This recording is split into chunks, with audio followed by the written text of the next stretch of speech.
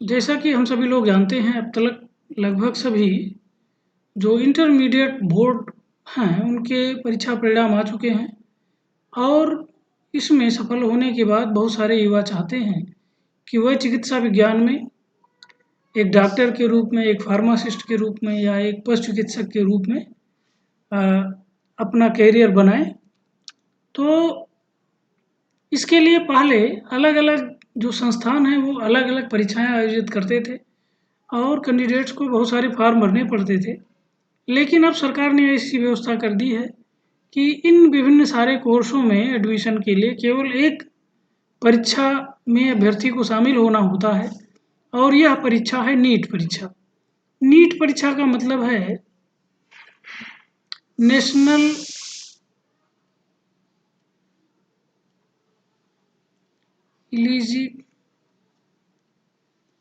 Eligibility cum entrance test.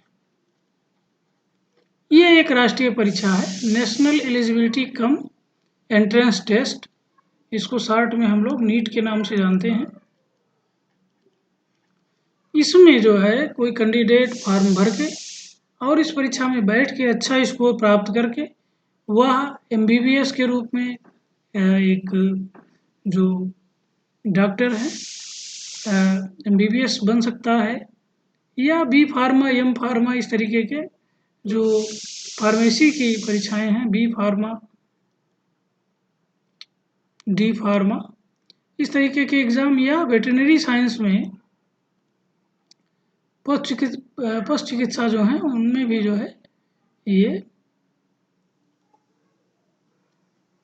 Veterinary doctor के अगर course में दाखिला लेना चाहता है तो वो उन तीनों एग्ज़ामों में केवल इसी के स्कोर की सहायता से वो प्रवेश ले सकता है। तो इस परीक्षा में काफ़ी महत्वपूर्ण हो जाती है क्योंकि इसके स्कोर के सहारे हम कई ऐसी परीक्षाओं में प्रवेश ले सकते हैं और इसमें एक अच्छा स्कोर करना वो हमारे पसंद के कोर्सों में हमें दाखिला दिला सकता है। तो इसमें इसकी तैयारी करने से पहले इसकी एक अच्छी प्लानिंग करनी चाहिए और प्लानिंग अच्छी तभी होगी जब हम इस परीक्षा के बारे में सामान्य रूप से इसके सारे पहलुओं के बारे में परिचित होंगे, तो भी हम जो है इस परीक्षा में एक अच्छी तैयारी कर सकते हैं और एक अच्छा स्कोर कर सकते हैं। तो आइए इसकी कुछ सामान्य जो पहलू हैं उसकी जानकारी हम लोग प्राप्त करते हैं। सबसे पहले तो ये कि यह परीक्षा वो ऑल इंडिया यानी पूरे देश में एक साथ होती है, एक दिन होती है, वन डे एग्ज़ाम है ये और एक पेपर होता है यानी सिंगल पेपर होता है 3 घंटे का। 3 घंटे का एक पेपर देना होगा और इस 3 घंटे में कुल 180 प्रश्न होंगे।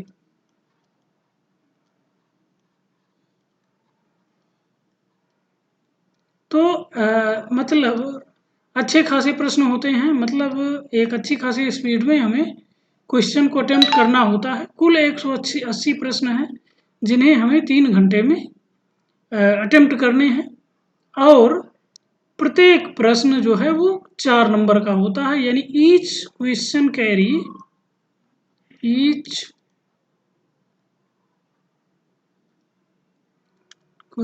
कैरी 4 मार्क्स, यानी कि एक प्रश्न सही होने पर हमें 4 अंक मिलते हैं। लेकिन यहाँ पर माइनस मार्किंग यानी निगेटिव मार्किंग की भी व्यवस्था है।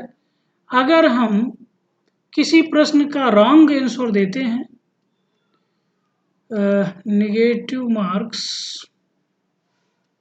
फॉर 1 नेगेटिव मार्क्स, एक नेगेटिव मार्क्स मिलेंगे फॉर ईच रॉन्ग आंसर।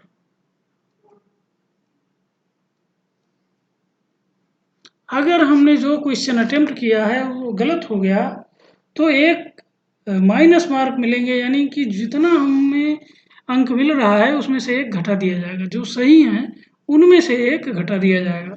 तो इस तरीके से क्वेश्चन गलत होने पर कुल मिला के हमें 5 अंकों का नुकसान होता है।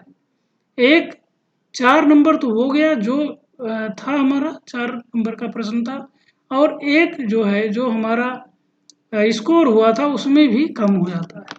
तो ये बात हमें खासी ध्यान रखनी है कि नेगेटिव मार्किंग है, इसलिए हम अच्छी तरीके से पढ़ाई करें, ज़्यादा क्लियर रहेंगे तो इस तरीके के नुकसान होने की संभावना काफ़ी कम होगी।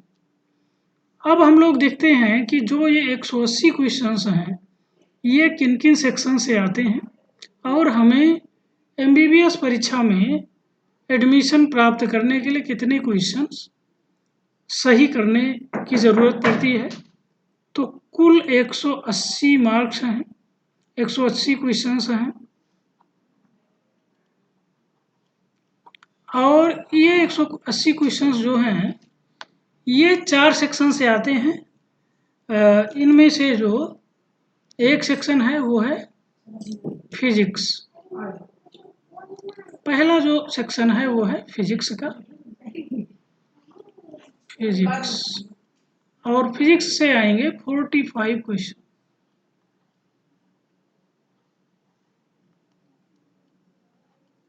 दूसरा जो सेक्शन है वो हमारा केमिस्ट्री का होता है, इससे भी होंगे 45 क्वेश्चंस।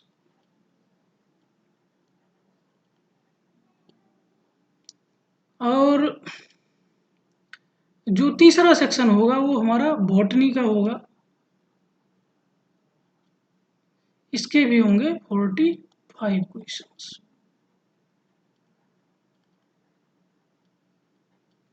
चौथा जो सेक्शन होगा वो जूलॉजी से होगा और इसके भी होंगे 45 क्वेश्चंस।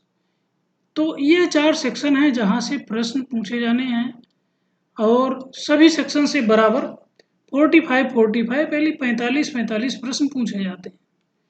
अब इन 45 प्रश्नों में जो है हमें लगभग में टोटल इन सभी सेक्शनों को मिला के अगर हम एमबीबीएस में एडमिशन चाहते हैं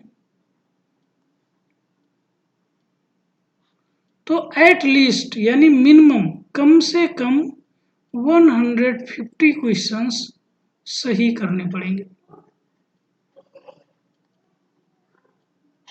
इतना स्कोर अगर हम कर ले जाते हैं तो हम एक सेफ जोन में होंगे, और हमें ऐसे गवर्नमेंट कॉलेज जो हैं, गवर्नमेंट जो कॉलेज हैं उसमें एमबीबीएस की सीटों पर दाखिला मिल जाएगा। एमबीबीएस में अगर हमें एडमिशन लेना है तो इनमें से लगभग में हमें 150 क्वेश्चंस करने होंगे। ये 150 क्वेश्चंस करने के बाद ही हम अपने आप को एमबीबीएस के लिए सेफ समझें, इनमें हमें कहीं ना कहीं एडमिशन मिल जाएगा। तो 150 प्रश्न अटेम्प्ट करने के लिए हमें एक अच्छी रणनीति की ज़रूरत होती है। जो 150 प्रश्न हैं इसको अटेम्प्ट करने के लिए हम लोगों को एक अच्छी रणनीति की ज़रूरत होती है, और इस रणनीति में हम इस तरीके से अपनी प्रिपेयरनेस बनाएं कि मोर देन 150 क्वेश्चंस हम सही करके आएँ, बिल्कुल कॉन्फिडेंस के साथ उसको अटेम्प्ट करें। अब आइए इसमें से हम देखते हैं कि कुल कितनी सीटें हैं और उस हिसाब से हमें कितनी तैयारी करनी पड़ेगी। तो जो सीटें होती हैं वो 2 तरीके की होती हैं। जो टोटल सीट हैं ऑल इंडिया लेवल पर उसमें 2 तरीके का दाखिला मिलता है। जो कॉलेज हैं टोटल जो सीट हैं इनमें से 15% वो ये कह लीजिए कि ऑल इंडिया लेवल की सीटें हैं, या ऑल इंडिया कोटा कह लीजिए। और जो 85% है शेष, वो स्टेट कोटा है।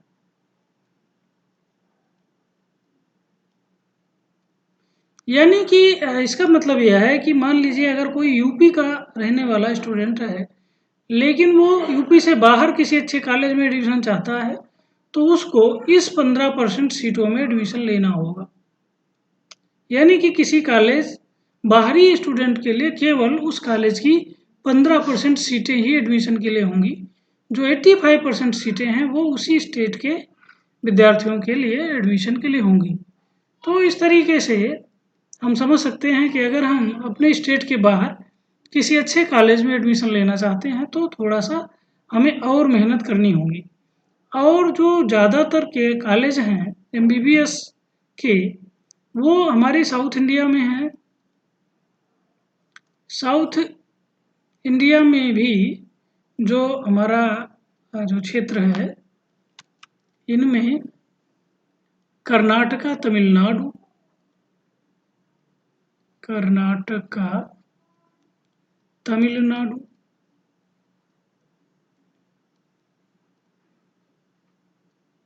आंध्र प्रदेश,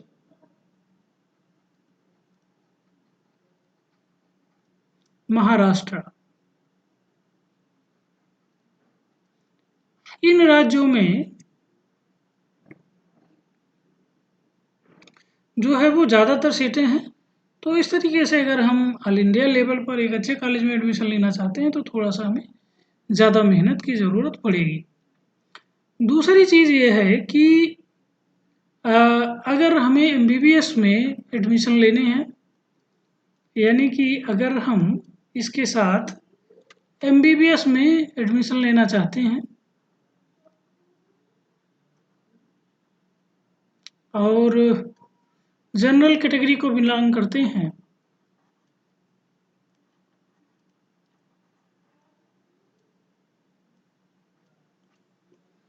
तो हमें कम से कम 50 परसेंटाइल की ज़रूरत होती है। इसका मतलब यह है कि कैंडिडेट को, जो टोटल कैंडिडेट जो बैठे हैं, उनमें से कम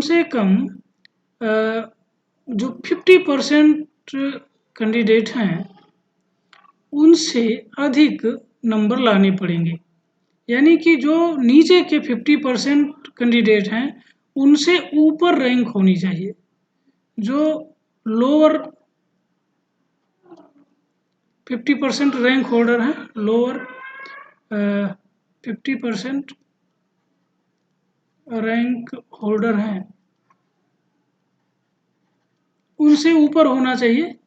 ये जो है परसेंटाइल है। और इसके साथ हमें 150 क्वेश्चन, यानी कि लगभग में 600 अंक लाने ज़रूरी है। मतलब ये एक एवरेज है, घट बढ़ भी सकता है। एक अनुमान है जो अभी तक ये प्रवेश हुए हैं, उसके आधार पर ये माना जा सकता है कि अगर 600 के ऊपर हमारे मार्क्स हैं और हमारा जो रैंक है वो जो टोटल कैंडिडेट परीक्षा में बैठे हैं उनमें से 50% यानी आधे से ऊपर हैं हम, तो हमें एमबीबीएस में किसी गवर्नमेंट कॉलेज में एडमिशन मिल सकता है। तो इन बातों को हमें ध्यान में रखना है और इसी के हिसाब से रणनीति बनानी है। अब रणनीति की अगर हम बात करें तो जो हमारा फिजिक्स है, इसके 45 में से अगर हम कोशिश करें कि मोर देन 35 से ऊपर अटेम्प्ट कर रहे हैं सही, और केमिस्ट्री में भी 45 में से मोर देन 35 क्वेश्चन,